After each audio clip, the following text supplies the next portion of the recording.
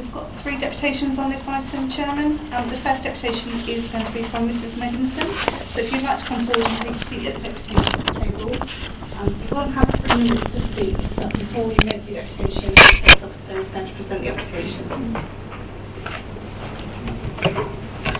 Thank you, Chairman. First item before members this afternoon is an outline application where we're just considering the outline and access for residential units 30 in number with associated detached garages. This slide shows the application site outlined in red, Greenaway Lane running through at the point of the cursor here. I'd just like to highlight that this is the part of Greenaway Lane that's effectively stopped up, and then we've got Lockswood Road running through the point of the cursor here. So south is the Vero's industrial site, and residential dwellings exist either side of the site and the opposite side of the road. This dwelling, number 79, would be retained and is actually outside of the application site. As we go through this presentation, I will be talking quite a lot about the access and trying to indicate the context of what members have approved subject to legal agreements prior to today. But at this point, I'd just like to highlight to members that so this is the site here, with the access proposed coming through here. And at this point of the cursor here, on the eastern side, is the Land Partners application. Land Partners site is at the point of the cursor here, and just south of the Vero's industrial site. So this proposed access is actually in the same location as the one that members resolved to grant consent fairly recently. This is an aerial image which just shows it in a wider context, and obviously this is Vero's here and former nursery sites to the south there. This was the estate opposite of Lockswood Road to the east of the application site. This slide looks fairly complex, but actually I'm just going to run through where we are at the moment, where members have resolved to grant planning permission, to try and give you a picture of where we are with housing in this Walsash area. Starting at the bottom of the slide, this is the Margate Homes site that was granted permission subject to a legal agreement, and that's for 140 dwellings, so that's at the point of the cursor here. Moving up to Land Partners site, that has a resolution to grant planning permission, and their site stretches from here to the left where my cursor is, over to the right, and then up towards the site that we're looking at today. This application here is currently a current pending application, not yet determined, but it's an application by Bargate Homes for 100 units, so that's just off of Greenaway Lane. Moving up north of Greenaway Lane, we have the Foreman Home site that has a resolution to grant planning permission, which stretches from here right up to the north of the site, and that is for 180 dwellings. We have the Taylor Wimpey site, which is the point of cursor here, for 85 dwellings. We have 2 applications there. One was granted recently as a result of a planning appeal, and the other is basically a duplicate application still on the books that hasn't been determined by this council other than a resolution to grant.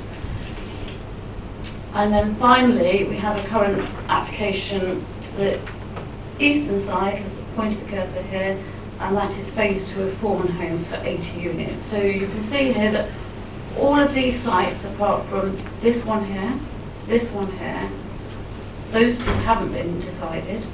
This one here is the one we're considering today. So I hope that sort of sets the picture of where we are in the area.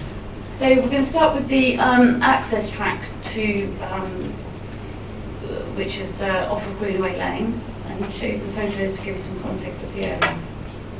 I've taken this photograph at the junction with Greenaway Lane and the current track that is the entrance used by Vero Industrial Estate, and that will become relevant as I talk you through the presentation.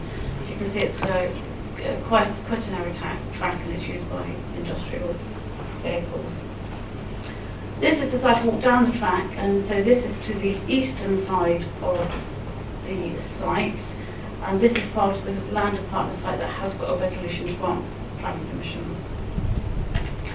These are pictures taken further down the site, which shows a combination of a few residential dwellings that are served off of this access track. And at this point, I basically walked to the bottom of the application site. So this is looking back up the track. We've got Landed Partners site on the eastern side, and this is approximately the position where the southernmost part of the access would lead then out in an easterly direction out onto Bloxwood Road. This picture is taken walking back up the track, and this just shows a residential dwelling within the access off the track, and the main thing here is that this is the entrance to Vero's industrial site. And this is a view taken back up the track, so some of the concerns expressed relate to the issues that this track presents, and that will become clearer hopefully from the report. So this is the site itself, an open field. In the centre of that field is this current dwelling, which is number 79. You'll note around the perimeter of the site some significant trees that are protected by a TPO and will remain.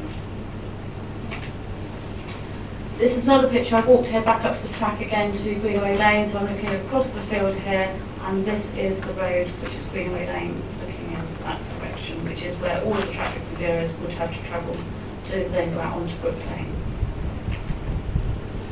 This is 79 Greenaway Lane that sits in the centre of the site.